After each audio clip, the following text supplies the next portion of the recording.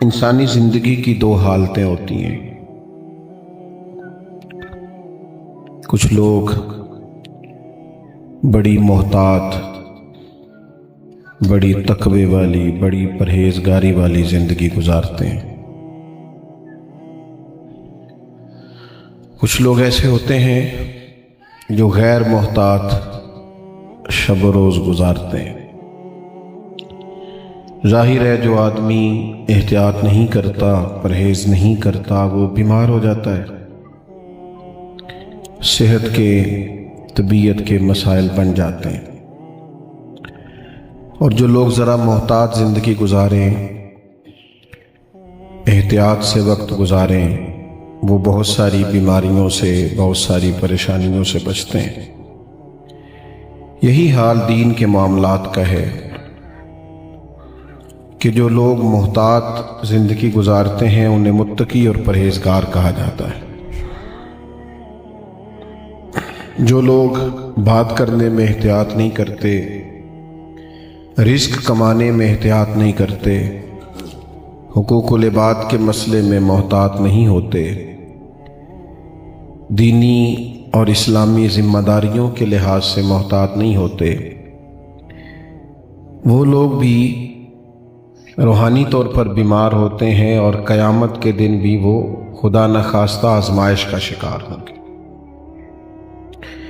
قرآن مجید میں بیٹا بیٹھ جاؤ، آپ تو سارے موبائل دیکھ رہے ہیں، میں نے سمجھا تھا شاید میری بات سننے آئے ہیں۔ دیکھو بچہ کب سے موبائل دیکھ رہا ہے، اتنا پیارا بچہ ہے ماشاءاللہ۔ تھوڑی یہ کتنے سارے کیمرے لگے ہوئے ہیں، یہ بنا رہے ہیں، آپ کو دے دیں گے، سارے آپ موبائل دیکھیں گے تو بات کس سے کرنی؟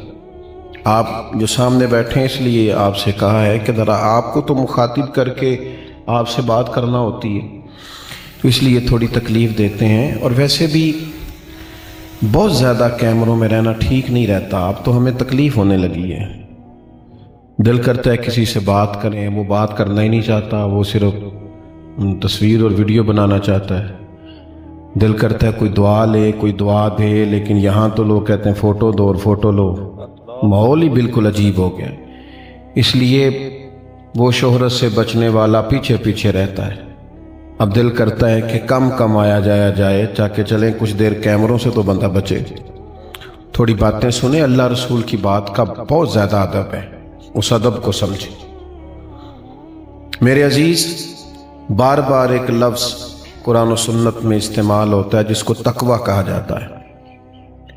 متقی بنو، پرہیزگار بنو، تقوی اختیار کرو۔ یہ تقوی کیا ہے؟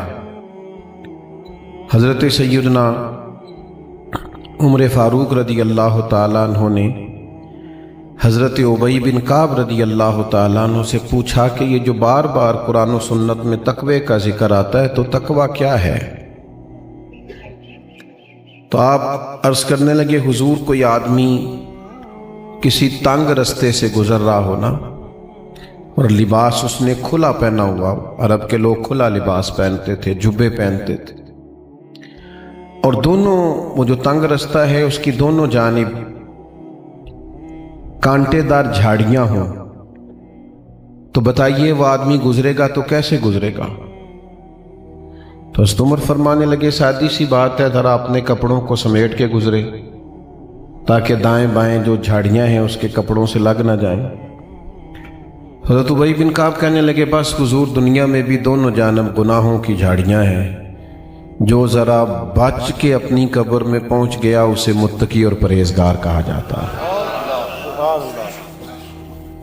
تھوڑا بچ کے چلنا۔ سب سے پہلی بات تو یہ کہ زبان کا تقوی اختیار کریں، بہت زیادہ نہ بولیں، بیکار نہ بولیں، کوئی ایسی بات نہ کریں جو آپ کے لیے، آپ کے اپنوں کے لیے تکلیف کا باعث بنے۔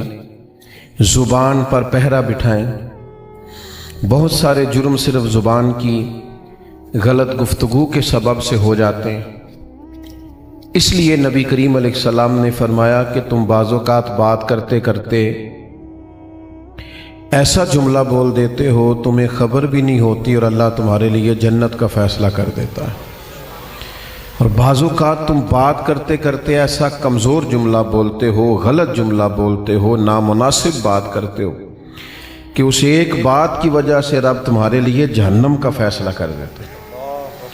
تھوڑا محتاط ہو کہ بہت شوق ہے لوگوں کو گپے لگانے کا، باتیں کرنے کا، ادھر ادھر کی ہانکنے کا، تو بعض اوقات یہ زبان اللہ کی ناراضگی کا باعث بن جاتی. تو سب سے پہلی پرہیزگاری تو یہ ہے کہ محتاط گفتگو کریں. دوسری بات، سوچیں، اچھا کریں. ہمیں کوئی بندہ اچھا ہی نہیں لگتا، ہر ایک کے بارے میں گمان بن جاتا ہے، اس میں تکبر بڑا ہے تو اس کے پاس آکڑ بڑی ہے، تو اس کے بعد پیسے بڑے ہیں تو اس کا نخرہ بڑا ہے، تو اس کو بھئی یہ آپ نے اور میں نے سوچ لیا. حقیقت اس کے برعکس ہے.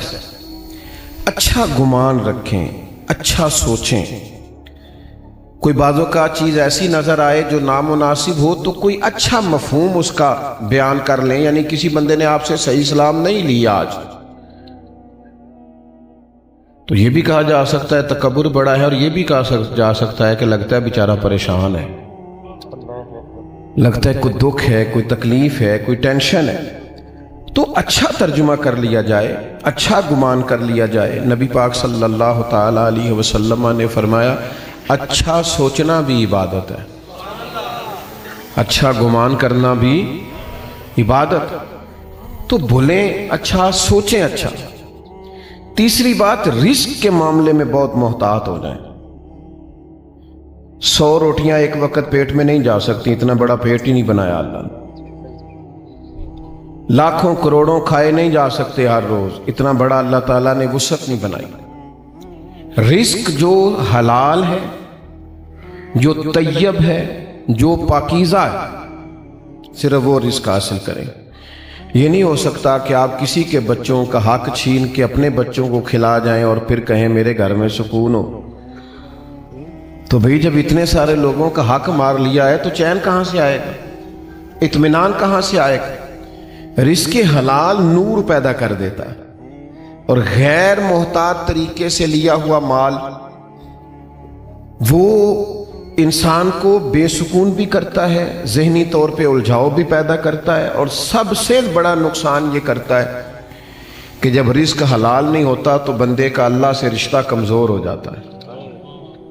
دیکھو میں نے کیا کہا، اللہ تعالیٰ سے رشتہ کمزور ہوتا ہے. نبی کریم صلی اللہ تعالی علیہ وسلم نے فرمایا ایک آدمی دور کا سفر کر کے چلتا ہے اور دیر سے کہیں پہنچتا ہے. شارحین حدیث فرماتے ہیں اس کا معنی یہ ہے کہ وہ اللہ کے گھر بیت اللہ میں پہنچا، لمبا سفر کر کے آیا، بیت اللہ پہنچا ہے، اور یہاں آ کے وہ دعا کرتا ہے یا رب یا رب یا رب. حضور علیہ السلام نے فرمایا اس کی دعا قبول نہیں ہوگی.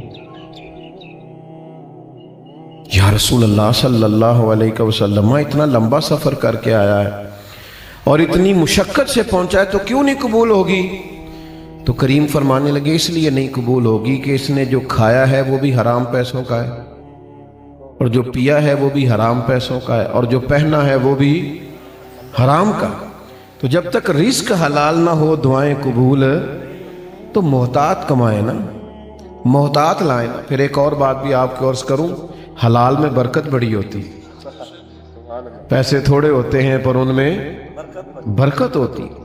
یہ ناجائز پیسوں کی تو سمجھ نہیں آتی آئے کہاں سے اور پھر گئے کدھر. اس معاملے میں محتاط.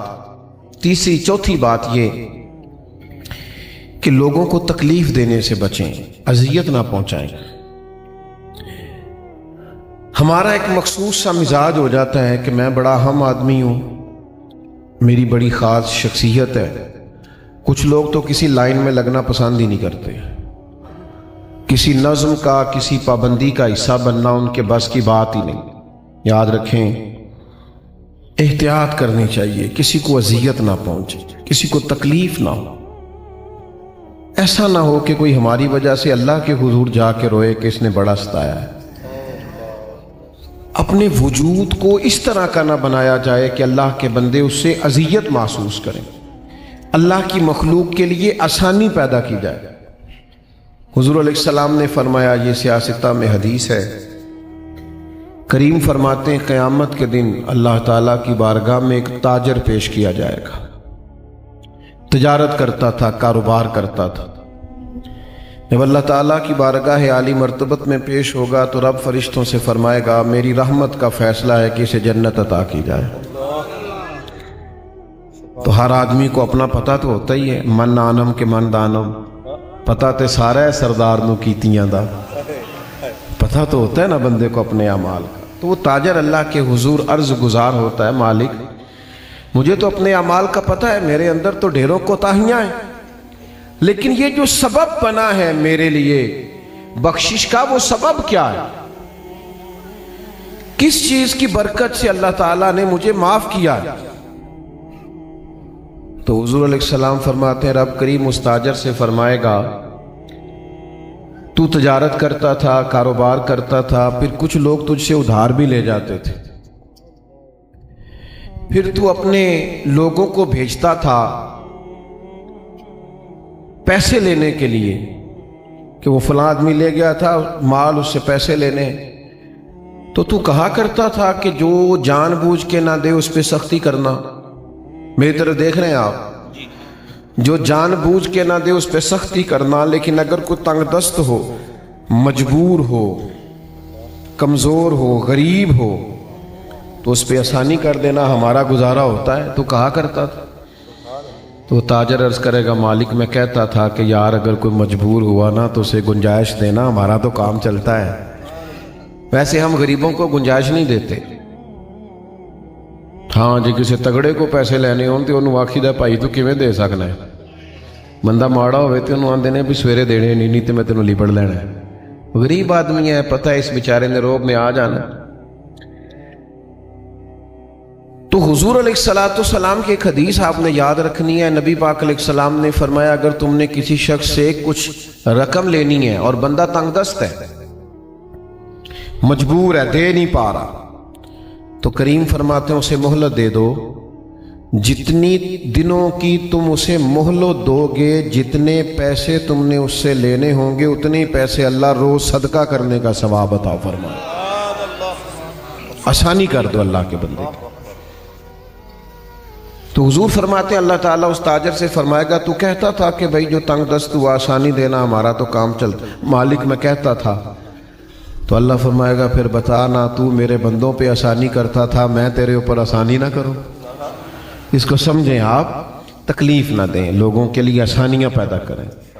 میرے پاس ایک محکمے کے دوست جمع ہو کے آگے، کافی سارے کہنے لگے ہمیں کوئی نصیحت کر دیں، سارے دفتر کے متعلقہ لوگ تھے۔ میں نے کہا میری نصیحت یہ ہے کہ جیڑا بندہ تھوڑے کولوں کام آوے نہ کوئی انوے نہ کیا کرو کل آئی، اگر ہو سکتا ہے تو کر دو۔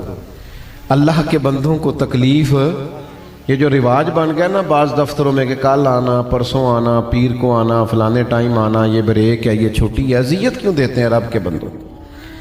آپ آسانیاں پیدا کریں تاکہ اللہ آسانی کرے ہم پر۔ تو تقویٰ یہ ہے کہ اچھا سوچیں، اچھا بولیں، رزق حلال کمائیں اور لوگوں کو تکلیف دینے سے بچیں۔ نتیجہ کیا نکلے گا؟ پھر جب قبر میں جائیں گے نا تو زندگی چونکہ اچھی گزاری ہے تو پھر قبر کھڈا نہیں ملے گی،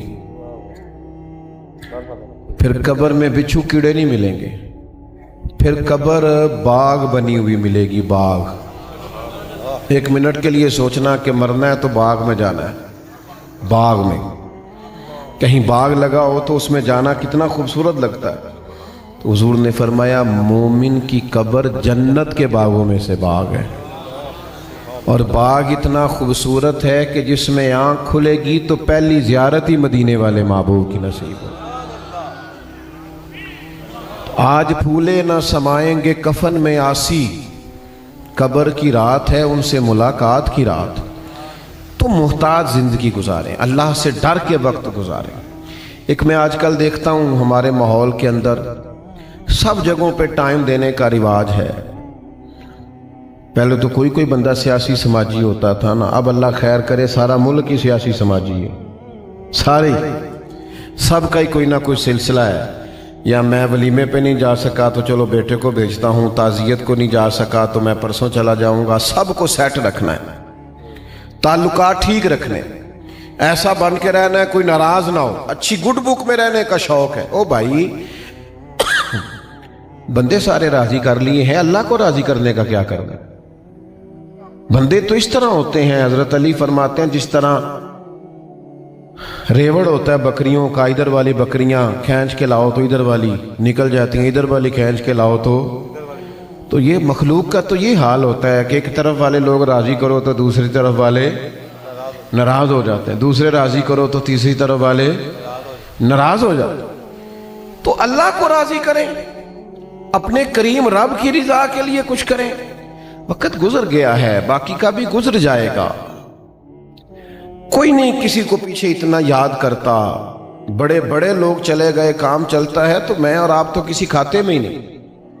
تو بھائی محتاج زندگی گزاریں گے تو قبر حشر بہتر ہو، اور پھر آخرت میں کیا انعام ملے گا؟ وہ جو میں نے شروع میں آیات پڑھی، اللہ فرماتے ہیں یوم نحشر المتقین الی الرحمن وفدا، فرمایا جب متقی پرہیزگار لوگوں کی قبریں کھلیں گی تو وہ رب کی بارگاہ میں مہمان بنا کر پیش کیے جائیں گے۔ اگر محتاج زندگی گزار کے آئیں گے، اللہ سے ڈر کے وقت گزار کے آئیں گے، اپنے اعمال سوار کے آئیں گے، تو پھر قیامت کا خوف نہیں، بلکہ نتیجہ یہ نکلے گا کہ اللہ کی بارگاہ میں مہمان بنا کر پیش کیے جائیں گے۔ ہاں وَنَسُوقُ الْمُجْرِمِينَ إِلَىٰ جَهَنَّمَ وِرْدًا، جو مجرم ہوں گے، جرم کیے دنیا میں، انہیں دوزخ کی طرف پیاسے ہانکا جائے گا۔ جس طرح چرواہا بکریاں نہیں ہانکتا، اس طرح انہیں دوزخ کی طرف پیاسے ہانک دیا جائے گا، دوزخ میں پھینک دیا جائے گا۔ تھوڑا سا اپنے آپ کو ٹائم دیں، بڑا ٹائم دے لیا سماج کو، فلاح کو، اس کو، تعلقات کو، سیر سپاٹے کو، کھانے پینے کو، کپڑے پہننے کو، بڑا ٹائم، اپنے آپ کو ٹائم دیں، آپ اپنے اعمال پر غور کریں۔ یہ جو بے سکونیاں ہے، بے چینیاں ہیں، اس کی اصل وجہ یہ ہے کہ روح اللہ کا ذکر مانگتی ہے، دل کہتا ہے لمبی لمبی دعائیں مانگ اپنے رب کے حضور، باطن پیاسا ہے، روح پیاسی ہے، اندر تڑپ بھی ہے اور طلب بھی ہے، لیکن ہم اسے اچھے کپڑوں کے ذریعے مطمئن کرنا چاہتے ہیں، کوئی نہیں مطمئن ہوتی۔ ہم اچھا کھانا کھا کے قلبی اطمینان چاہتے ہیں، اس سے نہیں آتا۔ یہ اللہ کی یاد سے آئے گا، یہ تقوی سے آئے گا، یہ پرہیزگاری سے آئے گا۔ اور دنیا میں کوئی تکلیف سہنی بھی پڑے تو سہ لینی چاہیے، آخرت بچانی چاہیے۔ دنیا میں کوئی مشقت برداشت کرنی پڑے تو کر لینی چاہیے، لیکن اپنی آخرت کو بگڑنے سے بچانا چاہیے۔ ہم سارا ٹائم دنیا کو دیتے ہیں، لیکن وہ نتیجہ کیا نکلتا ہے؟ ہر آدمی آپ کو اپنی عینک سے دیکھتا ہے، وہ کہتا ہے میرے مطابق چلے تو پھر تو ٹھیک ہے، اور اگر کہیں میرے مطابق نہیں چلتا تو پھر بندہ ٹھیک نہیں ہے۔ اپنی اور کچھ لوگوں کا خیال ہوتا ہے آپ کو یوں چلنا چاہیے، تو کچھ کا خیال ہوتا ہے یوں ہونا چاہیے، تو کچھ کا خیال ہوتا ہے اس طرح ہونا چاہیے۔ تو بندوں کے معیار پہ تو پورا نہیں اتر سکتے۔ یہ دیکھو رب رسول کیا فرماتے ہیں، اس مطابق ڈھل جائیں۔ دنیا میں تھوڑی مشقت بھی برداشت کرنی پڑتی ہے تو کریں، تکلیف سہنی پڑتی ہے تو سہ جائیں، کہیں تھوڑا کم پیسوں میں گزارا کرنا پڑتا ہے تو کر جائیں، لیکن اپنی آخرت کو بچا لیں، قبر حشر کو بچا لیں۔ چھوڑ کے آ جاتے ہیں بڑے قریبی لوگ اور پلٹ کے کوئی نہیں جاتے۔ آہستہ آہستہ ہر آدمی کی جگہ ایک آدمی بیٹھ جاتا ہے، کوئی کسی کی ضرورت محسوس نہیں کرتا۔ دنیا میں کوئی آزمائش ہے تو خیر ہے، لیکن اپنی آخرت کو محفوظ کریں، بچائیں۔ صحیح بخاری میں حدیث ہے، مسلم میں بھی موجود ہے، ایک خاتون آئی تھی نبی کریم صلی اللہ علیہ وسلم کی بارگاہ میں، اور انہوں نے عرض کی یا رسول اللہ صلی اللہ علیہ وسلم، میں مرگی کی مریضہ ہوں، مجھے مرگی کا مرض ہے، میرے لیے دعا کریں۔ نبی کریم علیہ السلام سب کے لیے دعا فرماتے، اور حضور دعا کرتے تو شفا بھی اللہ فوراً ہی عطا کر دیتے۔ یعنی حضرت علی شیر خدا کی آنکھیں دکھتی تھی خیبر میں، حضور نے لعاب دہن لگایا، اللہ نے شفا عطا کر دی۔ حضرت عبداللہ ابن عتیق رضی اللہ تعالیٰ عنہ کی پنڈلی ٹوٹ گئی، نبی پاک نے لعاب دہن لگایا، اللہ نے شفا عطا کر دی۔ وہ سرکار دعا کرتے، اللہ کرم کر دیتا۔ اس خاتون نے بھی عرض کی مجھے مرگی ہے، میرے لیے دعا کرے، لیکن آج حضور علیہ السلام نے انفرادی بات ارشاد فرمائی، فرمایا اگر تو کہے تو میں دعا کر دیتا ہوں، اللہ شفا دے گا، اور اگر کرے صبر۔ کیا مطلب؟ مرگی کے ساتھ ہی زندگی گزارے۔ اگر کہے تو دعا کرتا ہوں اللہ شفا دے گا، اور اگر صبر کرے تو پھر میں دعا کروں گا اللہ تعالیٰ جنت عطا کرے گا۔ یعنی دنیا کی تکلیف کچھ برداشت کرنی ہے تو کر لیں، آخرت بچ جائے۔ خاتون تھیں، خواتین میں بعضوں کا صبر کم ہوتا ہے، لیکن اس بی بی نے چند سیکنڈ لیے سوچنے کو، 1 منٹ سے قبل کہنے لگی، ذرا بھی نہیں اس نے ٹائم لگایا سوچنے پہ، فوراً عرض کرنے لگی حضور میں کر لوں گی گزارا، دعا کریں اللہ جنت عطا کرے۔ آخرت ٹھیک ہونی چاہیے، اگلا معاملہ بہتر ہونا چاہیے۔ والآخرۃ خیر وابقیٰ، آخرت بہتر بھی ہے اور ہمیشہ باقی رہنے والی بھی ہے۔ آخرت میری درست ہونا چاہیے۔ قربان جائیں، اللہ کے محبوب نے اٹھا دیے پھر ہاتھ، اور حضور جب ہاتھ اٹھا دے پھر کرم کی برکھا برس جاتی ہے۔ سرکار نے دعا کر دی اللہ جنت عطا کرے۔ وہ عرض کرنے لگی یا رسول اللہ صلی اللہ علیہ وسلم، جب مجھے مرگی ہوتی ہے تو میرے جسم سے کپڑا ہٹ جاتا ہے، دعا کرے کپڑا قائم رہے۔ تو صحابہ فرماتے ہیں بہت زیادہ بھی اگر تکلیف ہوتی تھی تو کپڑا جسم کے ساتھ لگا رہتا تھا۔ وہ بوڑھی خاتون دیر تک زندہ رہیں۔ باہر سے جب کوئی مہمان آتا تھا تو لوگ اسے کہتے تھے جنتی کو دیکھنا ہے تو اس بوڑھی کی زیارت کرو، اسے حضور نے جنت کی بشارت عطا کی۔ دنیا میں تھوڑی تکلیف برداشت کرنی پڑے تو کر جائیں، اپنی آخرت کو بچائیں۔ اور یہ اچھی طرح سمجھ لیں، بس بات ختم کرنے لگا ہوں، ذرا غور کرنا، اپنی آخرت کو کسی صورت بھی خراب نہ کریں، اور کسی کی دنیا کے لیے تو اپنی آخرت بالکل خراب نہ کریں۔ حضرت عمر بن عبدالعزیز رحمۃ اللہ علیہ بادشاہ تھے،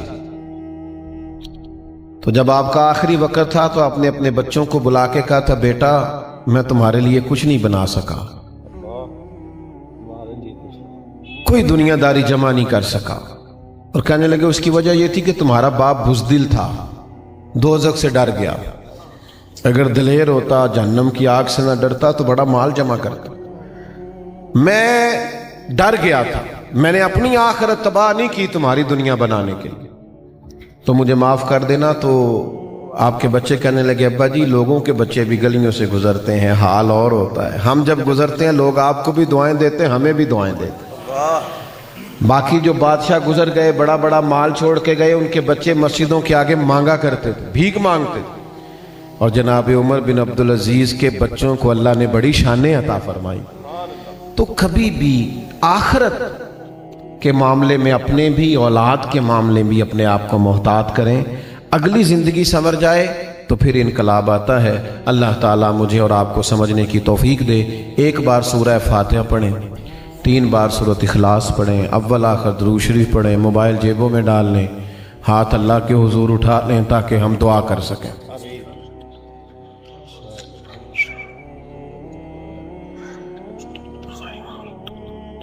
قل هو اللہ احد اللہ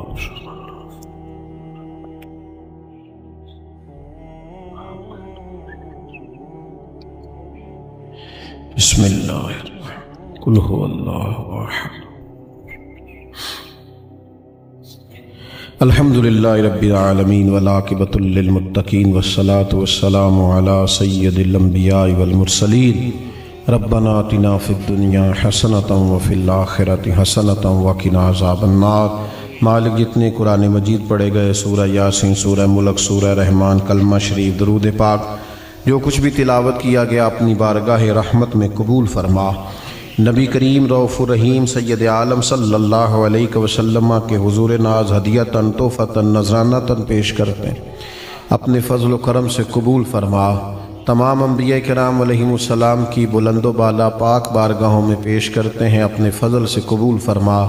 تمام صحابہ کرام علیہم رضوان، اہل بیت اطہار علیہم رضوان کی پاک بارگاہوں میں پیش ہے، مالک قبول فرما۔ تابعین، تبع تابعین، علماء، محدثین، مفسرین، ائمہ مجتہدین، سلاسل طریقت کے تمام بزرگوں کو پیش کرتے ہیں، مالک قبول فرما۔ ہم جتنے یہاں حاضر ہوئے ہیں، ہمارے خیش و اقارب، چھوٹے بڑے بوڑھے، جو دنیا سے رخصت ہوئے تمام کی ارواح کو اصال ثواب کرتے ہیں، اللہ قبول فرما۔ ہمارے بھائی کاشف صاحب کی والدہ محترمہ، والی صاحب، خاندان کے اور بھی جتنے لوگ دنیا سے چلے گئے تمام کی ارواح کو اصال ثواب کرتے ہیں، اللہ قبول فرما۔ قبروں کو ٹھنڈا اور روشن فرما۔ نبی کریم صلی اللہ علیہ وسلم کے نور پاک سے منور فرما۔ تا حد نگاہ وسیع فرما۔ جنت کے باغوں میں سے ایک باغ بنا دے۔ محشر کی سختیاں ان پر آسان فرمانا۔ اللہ تعالیٰ قیامت میں جب تو ان کے حق میں فیصلہ فرمانے لگے تو رحمت والا فرما، درگزر والا فرما، بخشش والا فرما۔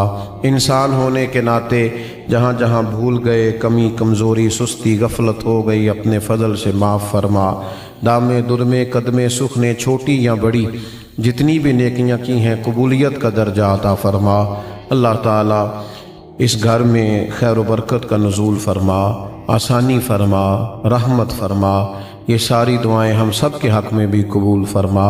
ربنا تقبل منا انک انت السمیع العلیم وتب علینا انک انت التواب الرحیم۔ رب اغفر وارحم وانت خیر الراحمین۔ وصلی اللہ تعالی علی حبیبہ سیدنا محمد وآلہ وسلم۔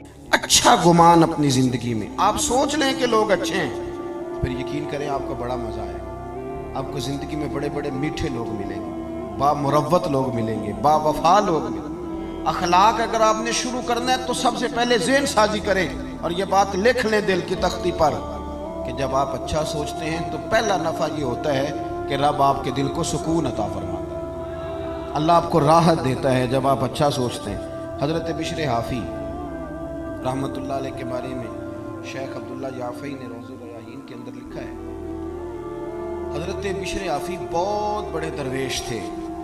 آپ کو پتہ نا آج کل لوگوں کو کامل پیر بھی نہیں ملتا، تو میں نے ایک دن کہا تھا، میں نے کہا 3 بندوں کا پیر کوئی نہیں ہوتا، ایک جو چودھری صاحب ہوتے ہیں ان کا بھی پیر کوئی نہیں ہوتا، اور ایک جن کی جیب میں پیسے زیادہ آ جائیں ان کا بھی پیر ہے۔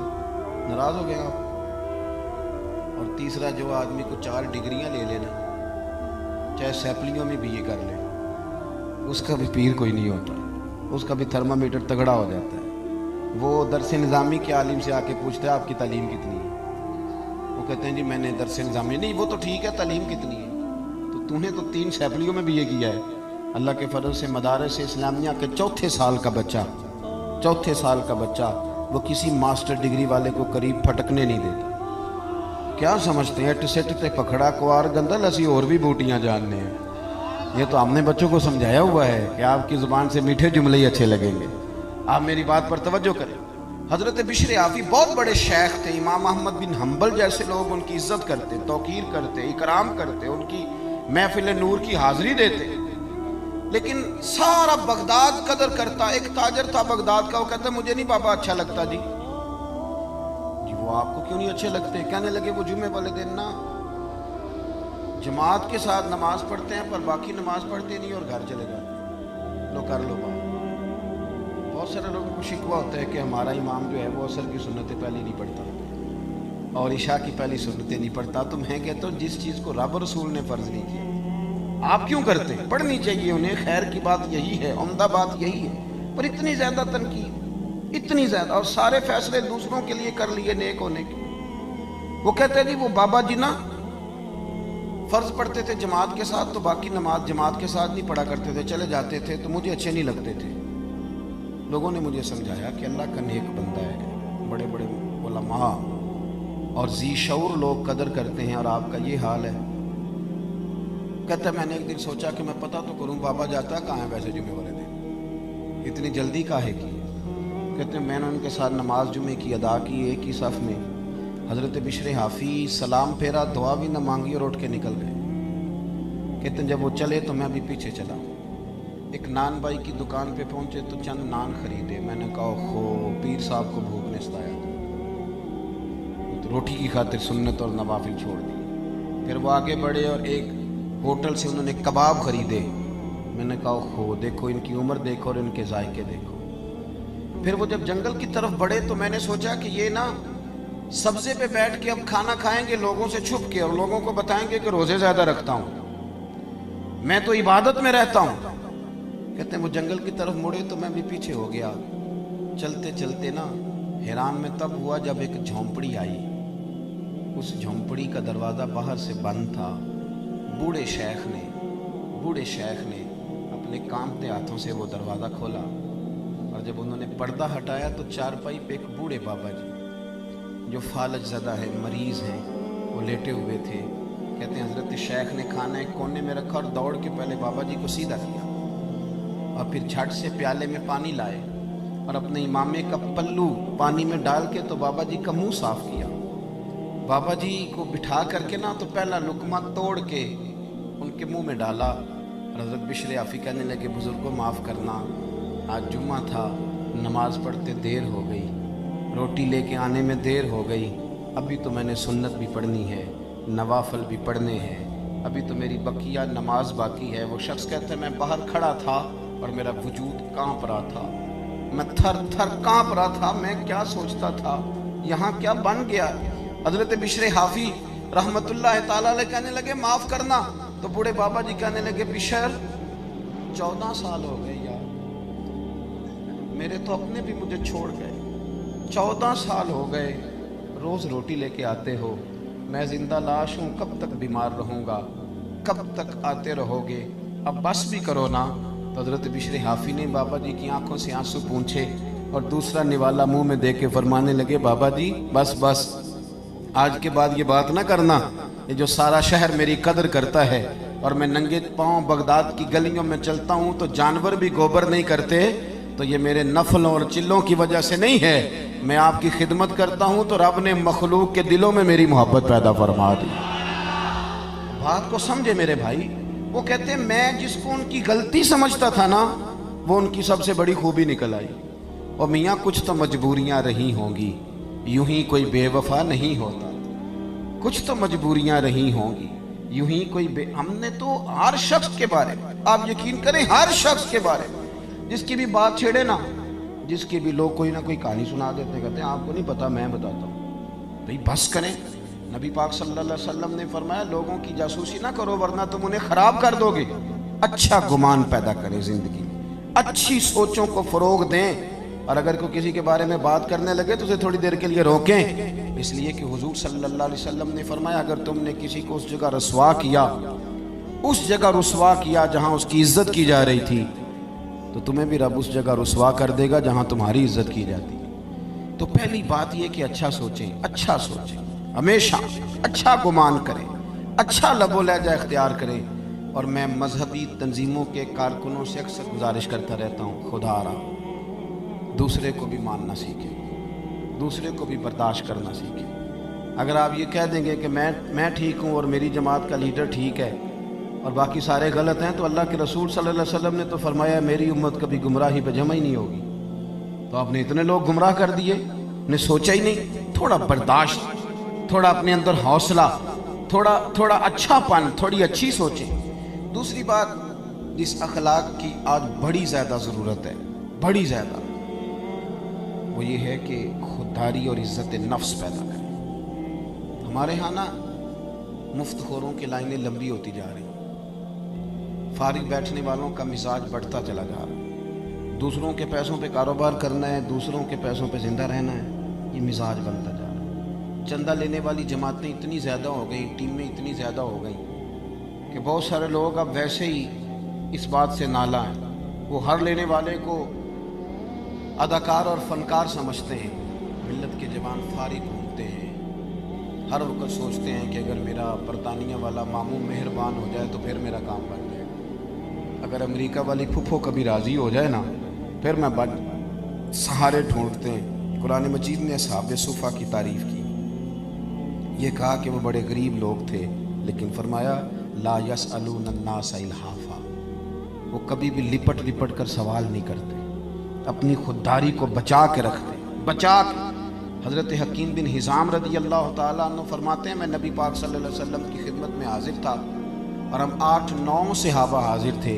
हुजूर ने फरमाया मेरे हाथ पे बैत करो। या रसूल अल्लाह सल्लल्लाहु अलैहि वसल्लम हम तो बैत कर चुके। हुजूर ने फिर फरमाया बैत करो। हुजूर हम तो बैत कर चुके। तीसरी दफ़ा फरमाया बैत करो। یا رسول اللہ کس بات پر؟ فرمایا میرے ہاتھ پر بیعت کرو، کسی دنیا دار سے سوال نہیں کرو، کسی سیٹھ نواب سے سوال، ہاں اپنی مٹی پہ چلنے کا سلیقہ سیکھو، کسی کے سنگ مرمر پہ چلو گے تو پھسل جاؤ گے، چھوڑیں ہاتھ پھیلانا، چھوڑیں۔ ہر وقت انسان یہی سوچتا رہے کہ فلاں سیٹھ راضی ہو گیا تو کام بن گیا، جھوٹ بولنا، خوشامدیں کرنا، دنیا داری کرنا، اس چکر سے باہر آئیں۔ جب کوئی میرے نام پہ چندہ مانگنے نکلے گا کہ میاں عصمت صاحب آپ نے مولانا صاحب بلائے ہیں تو سنا ہے کہ آپ کو 40,000 روپیہ بھی دینا ہے، اور اس نام پہ جب چندہ اکٹھا ہوگا تو میری بات کا کوئی خاک اثر لے گا؟ وہ کہے گا حضرت تو کام لگے ہوئے ہیں، وہ تو کاروبار کے لیے نکلے ہوئے ہیں معاذ اللہ۔ خدا ہر چیز کے اندر تھوڑا خودداری کا فعل، تھوڑا عزت نفس کا خیال کرے۔ دنیا میں امیر آدمی کون ہوتا ہے؟ جو زیادہ مالدار ہو؟ نہ بھائی، امیر تو وہ ہوتا ہے کہ جو رب نے اسے دیا ہو پھر اس پر اسے قناعت بھی حاصل۔ مسند امام احمد بن حنبل میں نبی پاک صلی اللہ علیہ وسلم سے حضرت انس بن مالک نے پوچھا حضور ذلت کیا ہے؟ فرمایا لالچ نہ کرنا، ذلیل ہو جائے گا۔ عرض کی حضور عزت کیا ہے؟ عزت کیا ہے؟ عزت کیا ہے؟ اللہ کے رسول نے فرمایا جو رب نے تجھے دیا ہے نا، جو رب نے تجھے دیا ہے اس پہ راضی ہو جا، اللہ تجھے عزت عطا فرما دے گا۔ چھوڑ دیں دوسروں کی جیبیں دیکھنا، نکل آئیں اس دوڑ سے باہر آئیں۔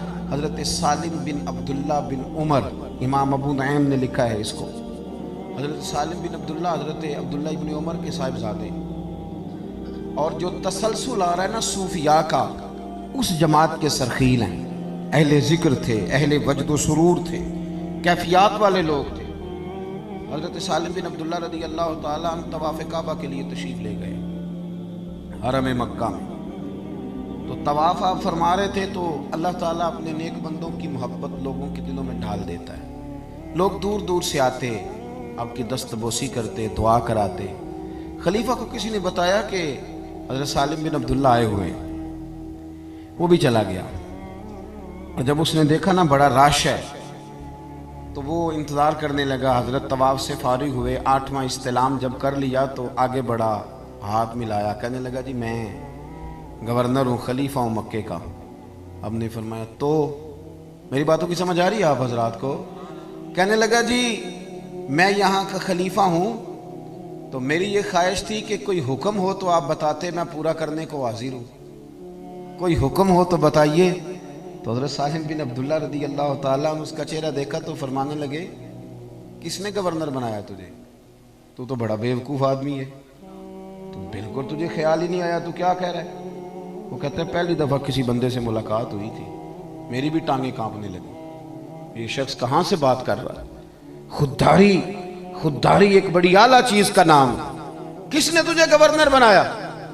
کہنے لگا حضور کیا ہوا؟ فرمانے لگے یار تو بڑا ہی بیوقوف ہے، تو کیا سمجھتا ہے مجھے کہ اللہ کے گھر میں آ کے بیت اللہ شریف کے دروازے کے سامنے کھڑے ہو کے یہاں آ کے بھی میں دنیا داروں سے سوال کروں گا؟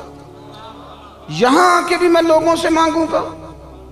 یہاں گردن کو جھکا دیتا ہے خیرات کا پتھر، جہاں میں مانگنے والوں کے سر کبھی اونچے نہیں ہوتے، یہاں آ کے بھی میں دنیا داروں سے مانگوں گا؟ کہتا ہے مجھے تو پسینے آنے لگے، جب میں فارغ ہو کے وہاں سے نکلا تو باہر آ گیا، میں مسجد الحرام سے باہر، میں سوچ میں پڑ گیا۔ تھوڑی دیر کے بعد حضرت بھی فارغ ہو کے باہر آئے، خلیفہ پھر آگے بڑھا، کہنے لگا حضور مہربانی کریں، اب تو خانہ کعبہ سامنے نہیں نا، ابھی کوئی حکم کر دیں۔ آپ فرمانے لگے چل ٹھیک ہے، تو نہیں باز آتا تو بتا تجھ سے دین مانگوں کہ دنیا مانگوں؟ کہنے لگا حضور میرے پاس تو دنیا ہی ہے، دین تو آپ کے پاس ہے۔ تو آپ فرمانے لگے جا پھر اپنا کام کر، دنیا تو میں نے اس سے کبھی نہیں مانگی جس نے دنیا بنائی ہے، میں تو اس سے بھی اس کا فضل ہی مانگتا ہوں، تو مجھے کون سا رستہ دکھا رہا ہے؟ میں نے اس سے نہیں کبھی دنیا داری کا سوال کیا، دنیا کا مانگ، تو کون سا رستہ؟ خودداری اختیار کر۔ پتہ ہے لوگ ہمیں خرید کیوں لیتے ہیں؟ الیکشن میں بولیاں کیوں لگتی ہیں؟ اس لیے کہ کہیں نہ کہیں ہمارا کوئی ریٹ ہوتا ہے، کہیں نہ کہیں ہم الجھ جاتے ہیں، کہیں نہ کہیں ہم خرابی کرتے ہیں، پھر ہمارے ریٹ لگنے لگتے ہیں، پھر لوگ سمجھتے ہیں کہ کسی نہ کسی مقام پہ جا کے کسی نہ کسی شخص کو ہم نے قائل کر ہی لینا۔ دوستو بالخصوص نوجوانوں یاد رکھنا، جو لوگ محنت کے ساتھ آگے جاتے ہیں انہیں کم گرایا جاتا ہے۔